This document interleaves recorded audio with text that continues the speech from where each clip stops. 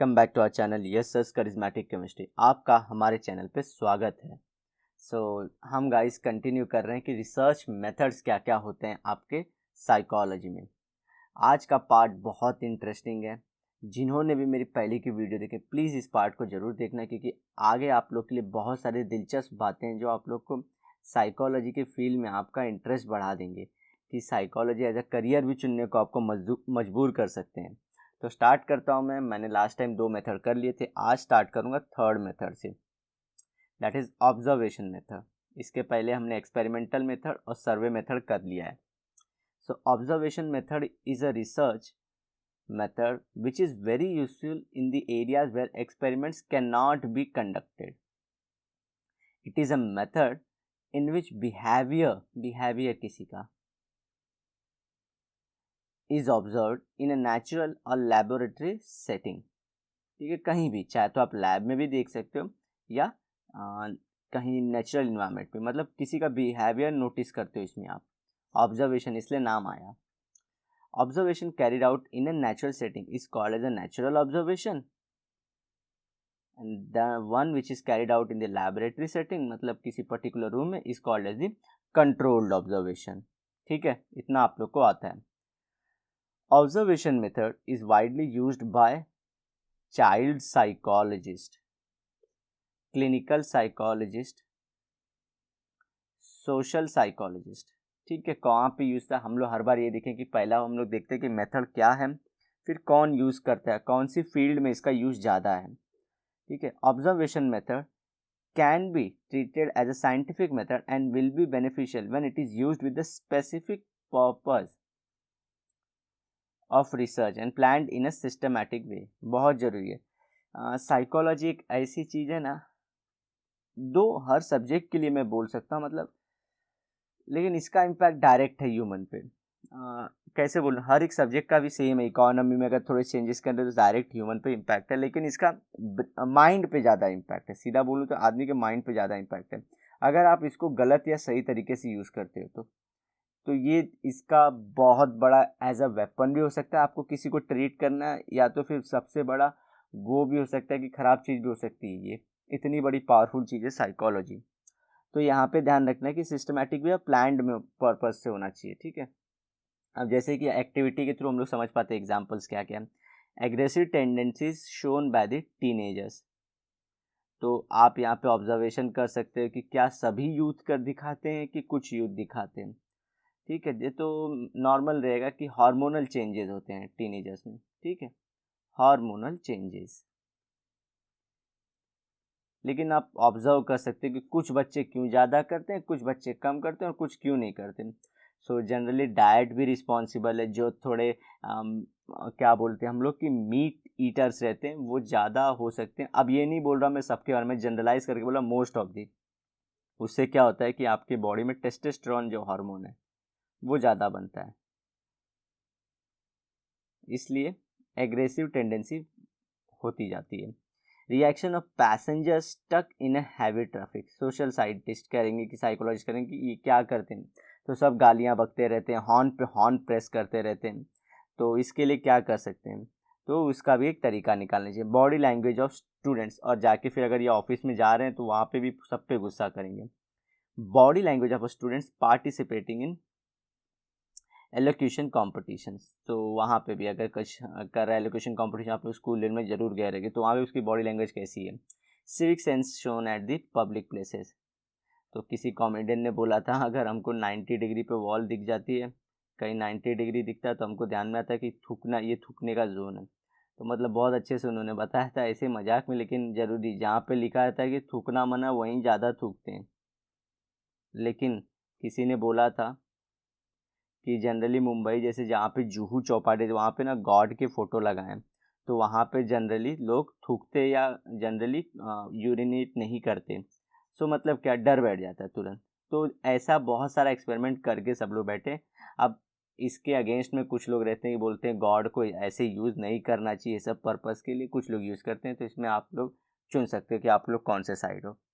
Students behaviour at the book exhibition, कि वो कैसे भी, अगर पढ़ने वाले बच्चों को इंटरेस्ट आएगा बहुत सारा, लेकिन अगर हम बुक एग्जीबिशन में बहुत टाइप की अपना कॉमिक बुक भी रखें, वहीं पे हम लोग हीरोज़ की भी, जो हम लोग एवेंजर हीरोज़ की बुक भी रखें, मैगजीन्स रखें, कुछ स्टडी के बुक्स भी रखें, आइंस्टाइन की स्टोरीज रखें, अपने स्वामी विवेकानंद की बुक्स रखें, एपीजे अब्दुल कलाम की बुक्स रखें, ऐसे अलग अलग टाइप, तो सबका इंटरेस्ट हो सकता है ना।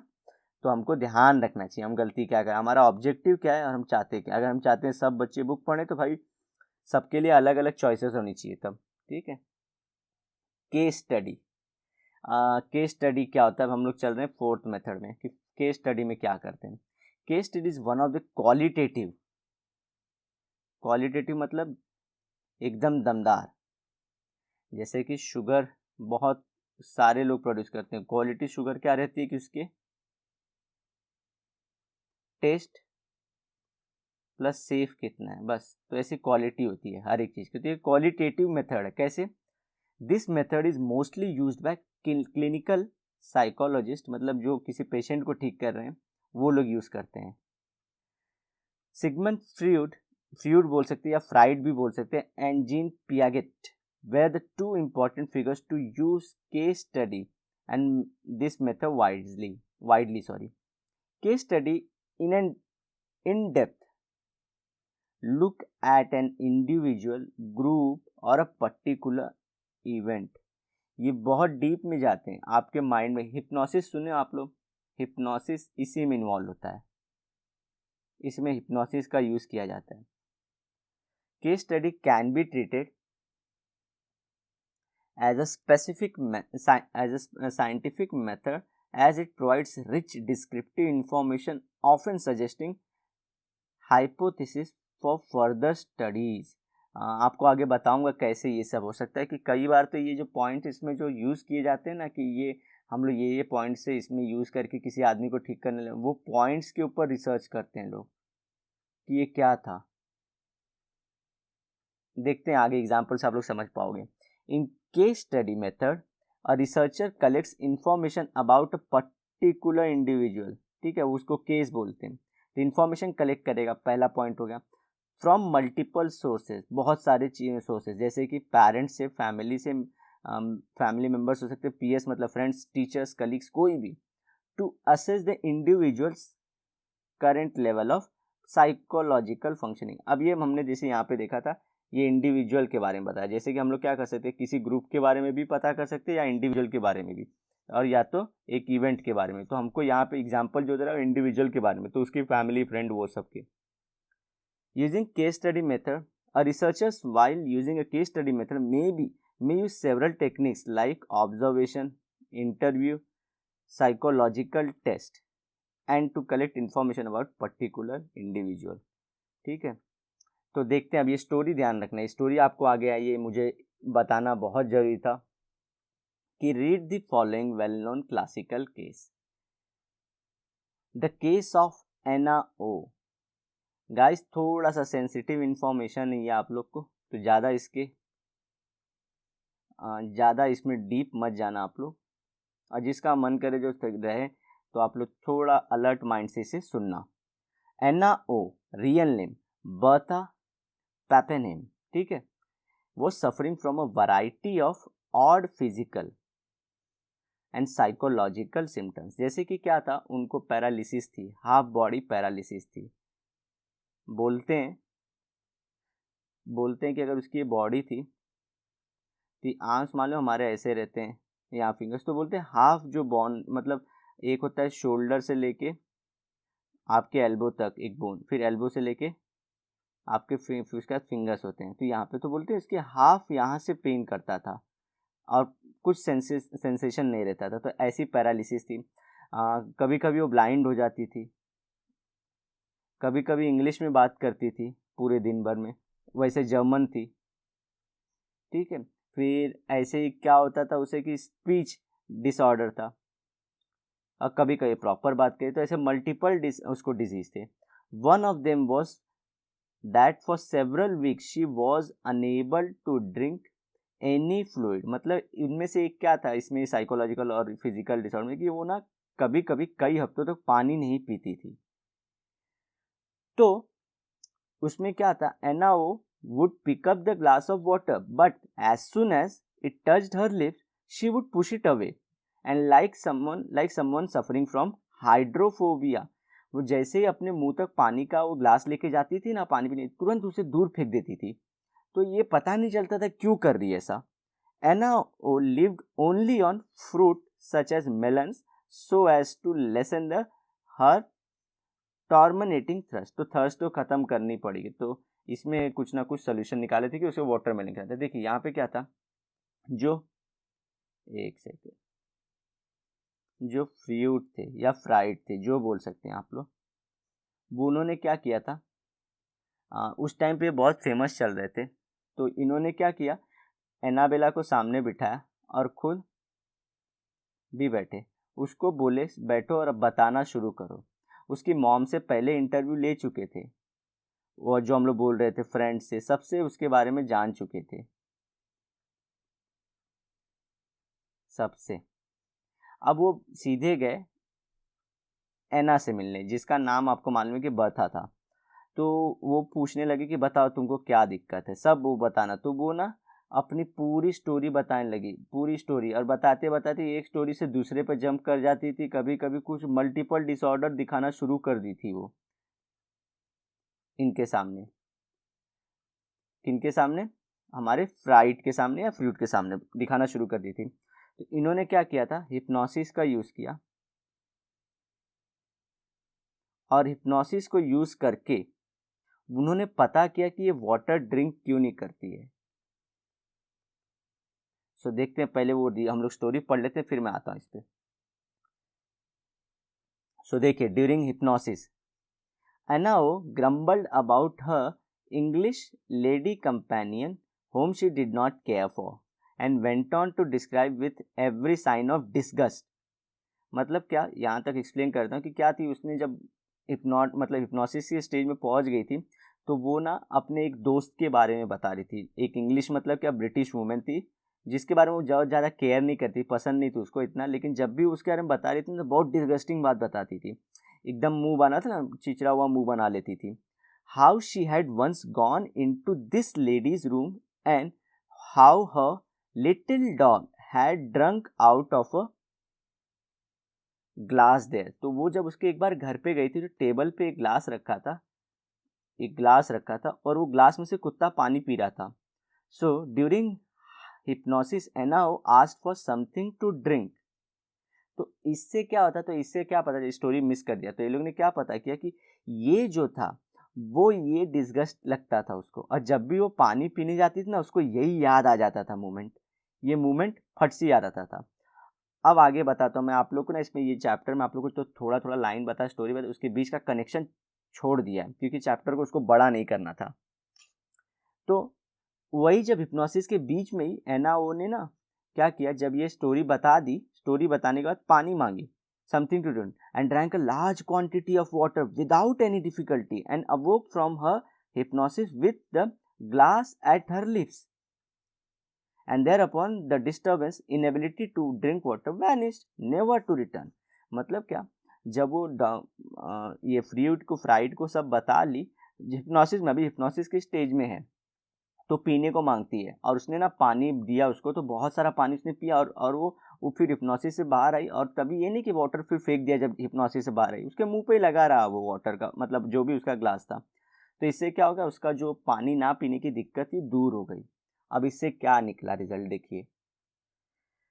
Fried interpretation was that Anna O had repressed the memory of incident. समझिए क्या हुआ, उसको वो डॉग का पानी पीना पसंद नहीं आया. तो उसने क्या करना चाहिए था किसी को, कि थोड़ा उस पर लड़की को, जो लेडी थी, उसको बोलना चाहिए था, ऋषि क्या कर रही है तू, वो कुत्ता तेरे ग्लास से पानी पी रहा, कैसे तुम लोग सब ये सब सहते हो, कितने तुम लोग गंदे लोग हो, डर्टी लोग हो तुम लोग, सेम ग्लास से तुम पी रहे हो. अब मैं ये डॉग लवर्स के लिए नहीं बोल रहा हूँ मैं कि डॉग लवर्स तो अब आजकल मतलब क्या करते हैं, डॉग लवर्स जनरली किस करते रहते, कुछ भी करते हैं, मतलब उससे कुछ लेना देना है. मैं हेट नहीं बोल रहा हूँ कि कुत्तों से हेट करना है, मैं सिर्फ बता रहा हूँ एना ओ को दिक्कत थी, तो उसको क्या करना चाहिए था, वो मोमेंट पे डांटना चाहिए था, कुछ को जो भी मतलब उसको फीलिंग थी वो बताना चाहिए. लेकिन उसने क्या किया, उसने बोला नहीं वहाँ पे कुछ.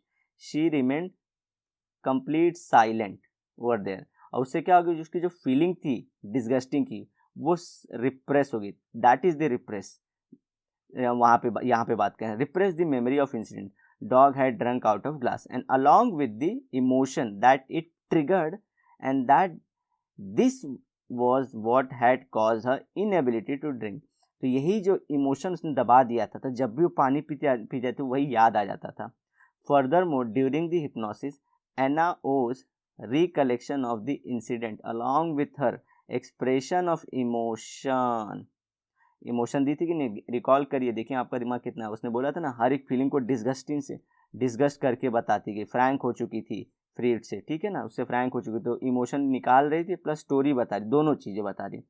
जो उसकी रिप्रेस्ड फीलिंग थी वो क्या थी, अब गायब हो, कि वो जो रिप्रेशन था, जो उसका दबा हुआ थॉट था, तो वो धीरे धीरे ख़त्म हो गया और इसकी वजह से उसका सिम्टम भी गायब हो गया। तो ये था रिप्रेस थॉट। सोचिए, सो हमारे घर में, अब ये मैं अपने रियल लाइफ, अपने डेली की ज़िंदगी से, तो हमारे घर में ही बोलते हैं ना कि दुख को शेयर करो, प्रॉब्लम्स को शेयर करो, खुशियों को बांटो, खुशियों को सेलिब्रेट करो, प्रॉब्लम्स को, तो इससे क्या होता है, दुख कम होता है, खुशियाँ बढ़ती हैं, ठीक है। तो ये करना चाहिए। सोसाइटी में सब चीज़ें क्यों बोली, देखिए मतलब क्या, हमारे सोसाइटी में साइकोलॉजिस्ट ऑलरेडी थे, लेकिन हम गधे इतने कि अपने घर के बड़े बूढ़ों को हम पोपट समझते हैं। गाइस, मैं जैसे मैं बोलता हूँ कि ये मेरा एजेंडा आप लोग को बहुत क्लियर, जैसे कि दोनों साइड ऑफ द कॉइन्स बताना है।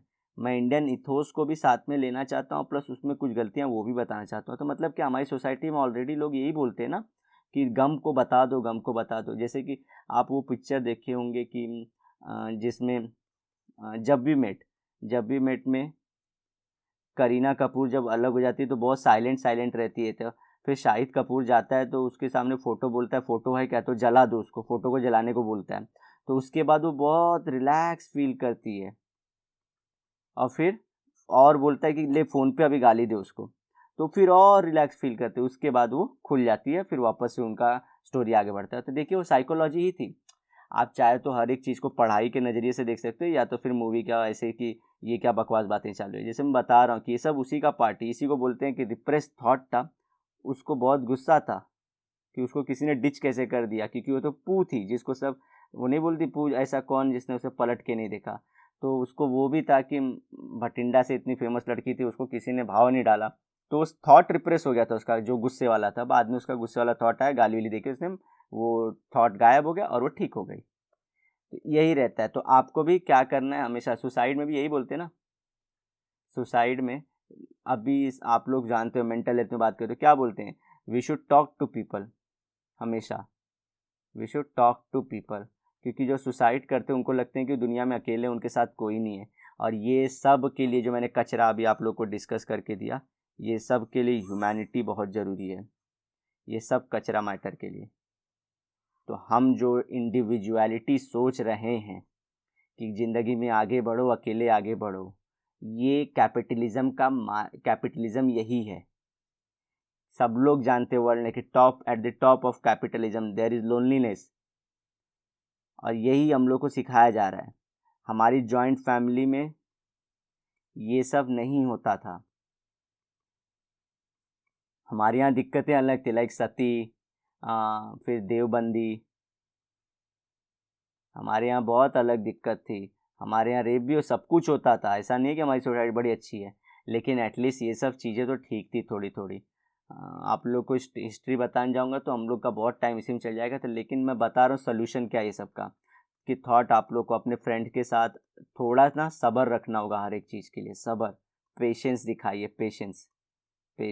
आगे ना चैप्टर के एंड में हमको यही जो मैं आपको बातें डिस्कस कर रहा हूँ सोल्यूशन के फॉर्म में गाइज। तो ऐसा नहीं होता, अगर क्योंकि मैं अचानक से वहाँ डिस्कस करूँगा तो आप लोग समझ नहीं पाओगे। तो ह्यूमैनिटी, इसे आप एच लेटर से याद रखिए कि humanity has to be there. आप लोग को अपने फ्रेंड के साथ बात करना चाहिए, वो आपके ऊपर बॉम्ब नहीं फेंकेंगे, सिर्फ आपके पीछे बिचिंग करेंगे ना, बस ठीक है, जिंदा रहें सबके सब, बिचिंग करेंगे, ठीक है। चलिए मैं आगे बढ़ता हूँ, किसी को पसंद नहीं आएगा ये। अभी उसमें यही था। अच्छा, आपको ना एक और चीज़ बताता हूँ थोड़ा सा, ये फ्राइड के बारे में। फ्राइड क्या बोलता है, जैसे रिप्रेशन ऑफ थॉट होता है ना, ऐसे बोलता था कि जो बहुत सारे साइकोलॉजिकल डिसऑर्डर है ना, साइकोलॉजिकल डिसऑर्डर, उसका रीज़न है सेक्सुअल डिप्रेशन।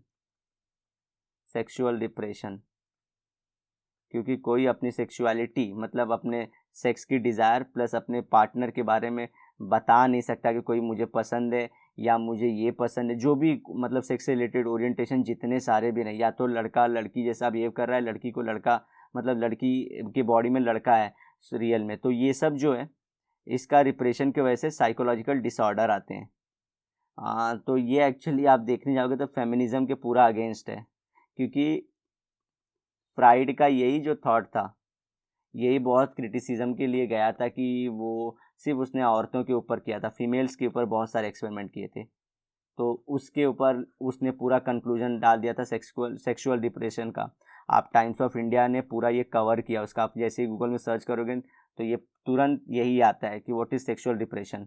तो ये बताना चाहता था कि आपका ना होना, और बहुत सारे बोलते हैं कि जो सोसाइटी की ओरिएंटेशन है, और हम सोसाइटी कैसे बने, उसके पहले एनिमल थे, तो कुछ कभी कभी एनिमल इंस्टिंक्ट हावी हो जाता है, कभी सोसाइटल इंस्टिंक्ट हमारा रहता है, जहाँ पे हम लोग बोलते हैं मोराल्स की बात है, लेकिन एनिमल इंस्टिंक्ट में बहुत सारी चीज़ें सेक्स के अराउंड ही घूमती रहती हैं। अगर मैं ये पॉइंट चाहता छुपा सकता था, लेकिन आप लोग ऑलरेडी 18 के हो चुके हो और आप लोग लाइफ में एंटर करने जा रहे हो, और 18 के ऊपर आप लोग क्या दे सकते हो, वोट डाल सकते हो, मतलब गवर्नमेंट आपको मैच्योर समझती है। इसलिए मैं आपको बता रहा हूँ, ये सब्जेक्ट जो साइकोलॉजी है ना, ये बहुत खतरनाक सब्जेक्ट है। हम लोग के टाइम पे हमें इतना नॉलेज नहीं पता था कि ये इतना अच्छा सब्जेक्ट हो सकता है जहाँ पे इतनी डीप नॉलेज है। ठीक है, चलिए गाइस, तो इसमें कुछ नहीं है, लेकिन ये एक बताना था कि फ्रूड का ये भी थॉट था कि सेक्सुअल रिप्रेशन हर चीज़ का, आप हर चीज़ को इससे लिंक कर सकते हो, तो इसके प्रोज भी आप बोल सकते हो, कॉन्स भी बोल सकते हो, जस्ट फॉर स्टडी पर्पस। ठीक है, चलिए आगे बढ़ते हैं हम। The case of Anna played a remarkable role in the establishment and development of psychoanalysis. Psychoanalysis क्या होता है, जहाँ पे आपके सबकॉन्शियस या अनकॉन्शियस माइंड को पढ़ा जाता है। दिस पर्सन का फोटो इट्सेल्फ लुक वेरी, क्या बोलते हैं कि किसी को साइकोलॉजिकली डिस्टर्ब कर सकते हैं, इतना ध्यान से देख रहे हैं ये। ठीक है, तो चलिए ये देखिए कुछ एक्टिविटी है। अब पेशेंट सफरिंग फ्रॉम फोबिया, तो आपको ये अच्छा, एना के साथ ना एक्सरसाइज सब कुछ करके देखे थे, उसको खाना भी सुधार के देखे थे, लेकिन फ़र्क नहीं आ रहा था। तो ये इसके बाद बोलते हैं कि उसमें फ़र्क आना शुरू हो गया था, फिर वो नॉर्मल लाइफ में आ चुकी थी, ऐसा बोलते हैं। A student suffering from dyslexia, अरे ये तो हम लोग तारे ज़मीन के कितने बार एग्जाम्पल ले रहे थे। तारे ज़मीन पे आप लोग को अगर याद होगा तो हम लोग जाने न जाने, अच्छा गाइस ये मैं पहले पढ़ के आप लोग के लिए बहुत सारा नहीं लाता, ये हमारी जो कोशिश रहती है कि रॉ रहे, क्योंकि पढ़ लूँगा एक बार आप लोग के लिए ना, तो वो जो रॉ डिबेट रहेगा वो ख़त्म हो जाएगा। और मैं एक्सपेक्ट करता हूँ कि आप लोग भी इसी ओरिएंटेशन से करते हैं। कुछ लोगों का रहता है कि पढ़ के जाइए, कुछ लोग का रहता है कि थोड़ा रॉ ओरिएंटेशन रखिए। तो मेरा बहुत सारा ये हमने पढ़ा है ऑलरेडी, हमारे सब्जेक्ट में था, लेकिन बहुत बार आप लोगों को चीज़ें रॉ रखनी रही चाहिए ताकि आपका माइंड ना ग्रास्प कर पाए बहुत सारी चीज़ें। जैसे बचपन में आपको अचानक से सिखाया जाता है शेप्स के बारे में, कलर्स के बारे में, तो वो नोटिस बहुत ज़्यादा करता है दिमाग हमारा, इसलिए उसका इम्पैक्ट भी बहुत रहता है। फार्मर्स हु अटेम्प्टेड सुसाइड, देखिए क्यों अटेम्प्ट किया। नॉर्मल इसका गवर्नमेंट क्या सोचती है कि सिर्फ ये लोन, इनके ऊपर इनके सिर पे लोन है तो ये लोग सुसाइड कर रहे हैं। अरे नहीं, मल्टीपल रीजंस होते हैं। आप सोचिए, आप गवर्नमेंट को ये चीज़ बताओ कि साइको एनालिस्ट को हायर करो ये सब के लिए, वो लोग शौक आपको बोलेंगे कि आप गधे हो। सोचिए, ये सच में सोच ऐसे। A successful young entrepreneur, successful देखिए यही नहीं है कि निगेटिव चीज़ें, पॉजिटिव भी सोचना है। देखिए दोनों side of the coin. Gold medalist athlete, ये लोग क्या सोचते हैं, इनकी क्या थिंकिंग है, ये क्या सोचते हैं, तो ये लोग क्या रहते हैं, बूस्टअप रहते हैं, हमेशा बूस्टअप रहते हैं। ये बोलते हैं ना साइक्ड आउट करते हैं, इनके लिए एक टर्म है कि दे साइक देमसेल्फ। आप लोग बहुत देखेंगे कि वो जब कुछ करने आते हैं उसके पहले खुद ड्रेसिंग रूम में बहुत साइक करते हैं खुद को, मतलब क्या पंप अप करते हैं बहुत ज़्यादा, तो अपने इमोशंस को स्ट्रॉन्ग करते जाते हैं और उसे जगाते जाते हैं, एंगर, जो बोलते हैं रश, बॉडी रश, ये सब बढ़ाते जाते हैं। ठीक है, तो वो सब ध्यान रखना आप लोग को कि क्या है, तो निगेटिव पॉजिटिव दोनों डिस्कस करना। अब लास्ट जो पार्ट है हमारा वो है कोरिलेशन स्टडीज। तो there are certain scientific studies which make use of correlation, मतलब दो चीज़ों में कुछ रिलेशन है कि नहीं, ठीक है। जैसे बोलते हैं कि आज जो हमारा प्रेजेंट है उसका रूट है पास्ट में, तो हम लोग भी ये सब चीज़ करते रहते हैं। मैं हमेशा ये ट्राई कर रहा हूँ कि आप लोग रियल लाइफ के एग्जांपल देखते जाओ और उसे एकदम नया नहीं समझे। जैसे कि फिजिक्स के अंदर बहुत सारे टर्म्स हमको नए आते हैं, उसको रिलेट करने में ज़्यादा टफ गिरता है हमको कि ये सब क्या हो रहा है, तो वहाँ पे ना हमको सीधा बाय हार्ट करना पड़ता है बहुत सारा डेटा। अच्छा, कोई भी स्टडी ना दो पर्पज़ रहता है हमेशा, कितना भी लाइफ में कर लो आप लोग। एक होता है आप थियरी पढ़ते हो और उसके बाद प्रैक्टिकल परफॉर्म करते हो हमेशा।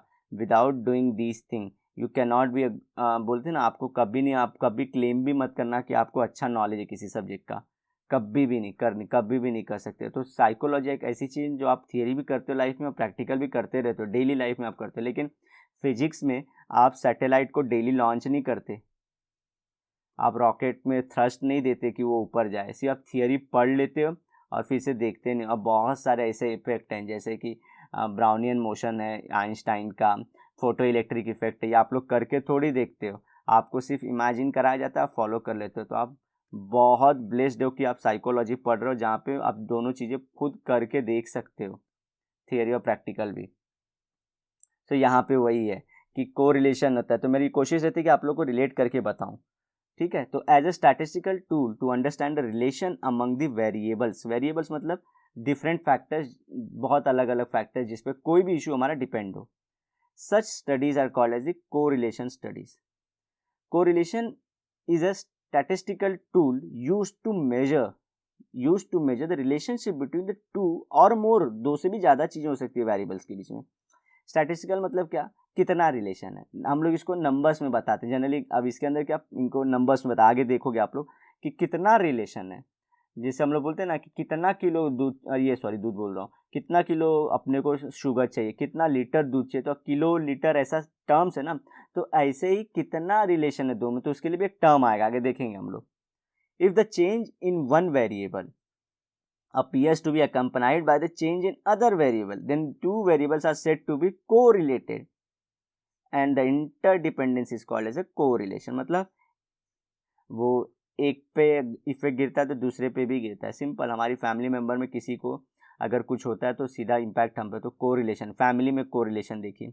लेकिन वहीं पे हमारे दुश्मन को कुछ होता है और हमको मतलब हम लोग कुछ हैं तो फिर कुछ ज़्यादा नहीं था, फिर भी कोरिलेशन। बताइए कैसे, क्योंकि खुशी किसी किसी को मिलती है, ठीक है। अब जैसे कि और एक चीज़ क्या है, मतलब कभी कभी कोरिलेशन नहीं होता है, जैसे कि कितने भी लोग सोसाइटी में कहीं डेथ हो रही है किसी एक पार्ट ऑफ द कंट्री में, कुछ लोगों को फ़र्क ही नहीं है, मतलब कुछ भी ना खुश हो रहे ना दुख हो रहे, मतलब कोरिलेशन ही नहीं है। और जनरली ये रिच पीपल का होता है। रिच पीपल के जनरली क्या रहता है, उनको पुअर पीपल से कुछ लेना देना ही नहीं रहता है कि वो मरे चाहे। सेम हमारे मिनिस्टर्स के लिए हम लोग बोल सकते हैं, उनको कुछ नहीं होता है, रिलेशन ही नहीं है कुछ, because we are not family for them.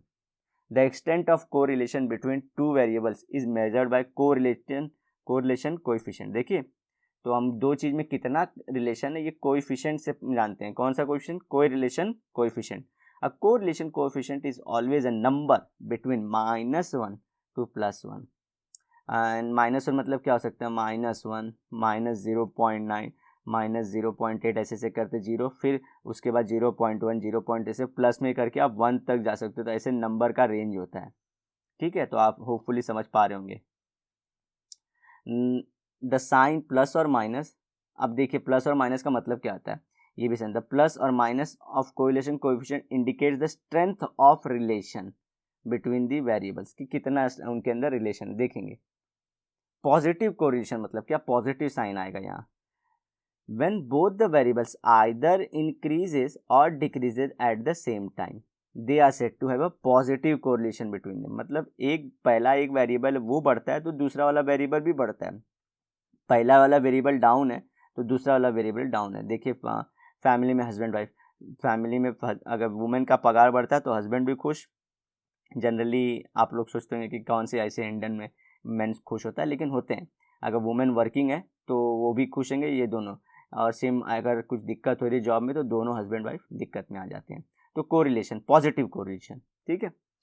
They are said to have positive correlation between, in the case of positive correlation the value of correlation is found between 0 to, देखिए ध्यान से, 0 to +1, 0.002 प्लस 1.00 तक, ध्यान रखिए, क्योंकि positive है ना तो पॉजिटिव साइड ही लोगे आप।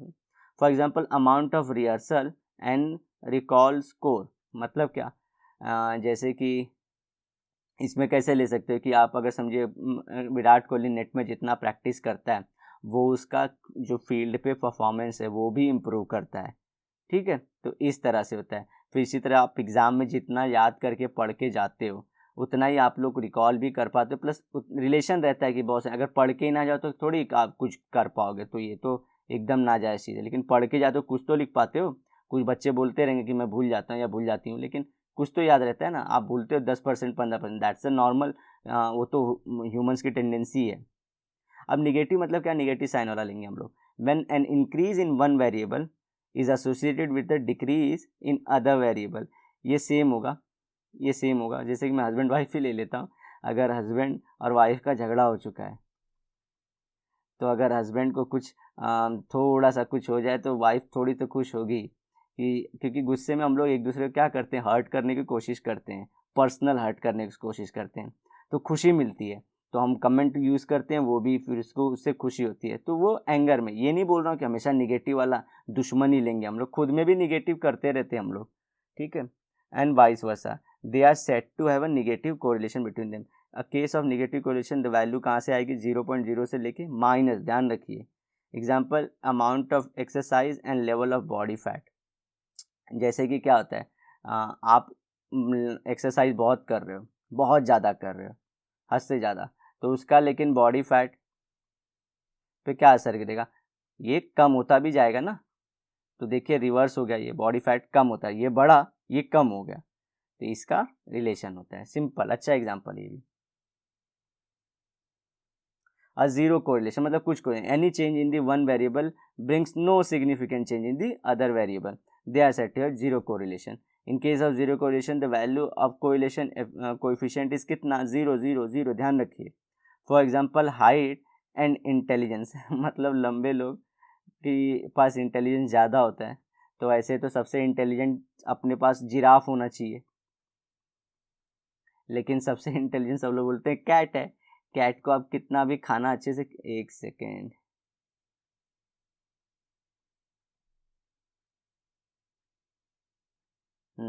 कैट को आप कितना भी खाना खिला दो, अगर आप उससे ज़्यादा परेशान करोगे तो वो आपको अपने, बोलते हैं ना, पाँव से मारेगी ही आपको। तो cats like a very talented one, फट से और एकदम मस्त से रहती हैं, एकदम बढ़िया से अपने काम निकालना चाहती हैं। कैट्स कनिंग होती है, सबको पता है, कितनी भी स्वीट रहें। और डॉग्स लॉयल होते हैं, कुछ भी हो जाए ये लॉयल रहते हैं, इसलिए तो ये सब चीज़ है। तो जिराफ बहुत इंटेलिजेंट होते हैं, लेकिन इंटेलिजेंस तो छोटी है, एक कैट है, ठीक है। तो ऐसा रिलेशन नहीं है। और ऐसे सेम इंसान के अंदर भी कि लंबे पर्सन ही कहाँ रहते हैं, because Akbar, Ashoka, Chanakya, these people way short people.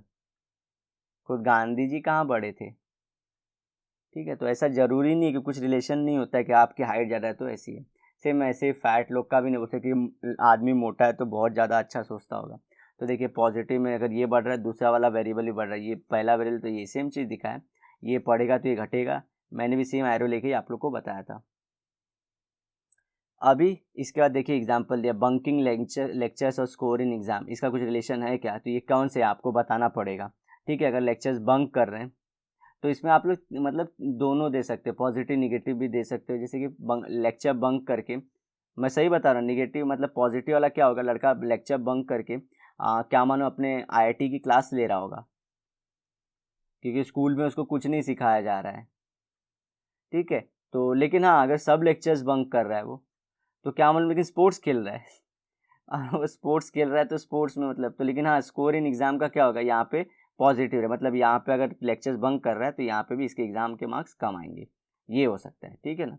लेकिन ऐसा कुछ नहीं है कि ये गधा है, ये बंदा खराब है, नहीं है, उसको ध्यान में नहीं रखना। आपको सिर्फ ध्यान रखना है दो टर्म्स वेरिएबल्स में, ज़िंदगी नहीं लेनी उसकी। वेट और इंटेलिजेंस मतलब क्या, मोटे इंसान का दिमाग तेज होता है, या ये भी इंडिपेंडेंट, या जीरो कोरिलेशन, तो जीरो कोरिलेशन के अंदर डालोगे आप लोग। अमाउंट ऑफ सैलरी, सैलरी कितनी है, और level of job satisfaction, like IAS की सैलरी बहुत ज़्यादा नहीं होती, सॉरी एक सेकेंड, आईएएस की सैलरी बहुत, लेकिन जॉब सेटिस्फैक्शन क्या होता है, अगर वो लोगों की सेवा करता है तो उसको जॉब सेटिस्फेक्शन मिलता है। वहीं पे जो करप्ट है उसकी सैलरी मतलब वो बहुत सारा पैसा ढाप लेता है, लेकिन जॉब सेटिस्फेक्शन क्या भी नहीं है, कोई भी सुना के जाएगा उसको। APJ अब्दुल कलाम ने बोला था, if you salute your duty then people will support you, and if you pollute your duty then people will bring you down. तो उनका कहना था, तो don't pollute your duty. Rehearsal and forgetting, आप रिहर्स करते हो और फॉरगेट कर देते हो, तो इसमें कौन सा रिलेशन होगा? या है भी कि नहीं, कि निगेटिव है कि आप रिहर्स करते हो ज़्यादा हो तो आप भूल जाते हो, ऐसा है। ठीक है, तो ऐसा कुछ है तो आप लोग को रिलेशन बताना है मेरे को कमेंट सेक्शन में। आप लोग एक एक एग्जांपल लेके उसका सामने कौन सा रिलेशन है मुझे बताओगे आप लोग, ठीक है। अर्बनाइजेशन और पोल्यूशन का क्या है, चलो ये ईजी है, यही एटलीस्ट पिक कर लेना आप लोग, कोई ना कोई इसमें से पिक करके मुझे कमेंट सेक्शन में जरूर बताना, ताकि ये हमारा इंटरेक्शन बना रहे। सो गाइज नेक्स्ट टाइम आएगा challenges in establishing psychology as science. मतलब हम लोग साइंस साइकोलॉजी को अभी भी जमाने के सामने, सोसाइटी के सामने साइंस की जितनी औकात है ना वैसा नहीं प्रेजेंट कर पाए। सिंपल सा यही पॉइंट बताना है कि क्यों दिक्कत है, कि इसको हम जैसे कि अभी फिजिक्स हो गया, केमिस्ट्री और मैथ्स बायोलॉजी हो गया, इसको जब बच्चे पढ़ते बड़ा बोलते हैं कि अरे बहुत मेहनत कर रहा है, लेकिन वही साइकोलॉजी बोलो अरे ये क्या, ये कौन सा भाई है। आप बोलोगे मनोचिकित्सा ये सब के बारे में, तो मतलब वो सब नहीं, वो बोलेंगे ये सब क्या कर रहे हैं। तो सोचिए, तो जबकि वो भी साइंस, ये भी साइंस ही है, तो क्या दिक्कत हो रही है, वो सब से हम डील करेंगे। और लास्ट में आपको सबसे इंपॉर्टेंट पार्ट है कि इंपॉर्टेंस ऑफ रैशनैलिटी क्या होता है, क्यों आपको रैशनल होना चाहिए, ये इंपॉर्टेंट है गाइस। तो आप लोग बने रहना नेक्स्ट लेक्चर में भी, और इस वीडियो को अपने दोस्तों में शेयर भी करना, सो दैट कि हम ज़्यादा लोगों तक पहुँच पाएँ। और मेरी जो भी गलतियाँ उसे कमेंट सेक्शन में लिख के ज़रूर बताना, सो दैट कि मैं इम्प्रूव कर पाऊँ उसे नेक्स्ट लेक्चर में। ठीक है गाइस, तो आपको मिलते हैं नेक्स्ट लेक्चर में। Till then bye bye, have a great and nice day ahead.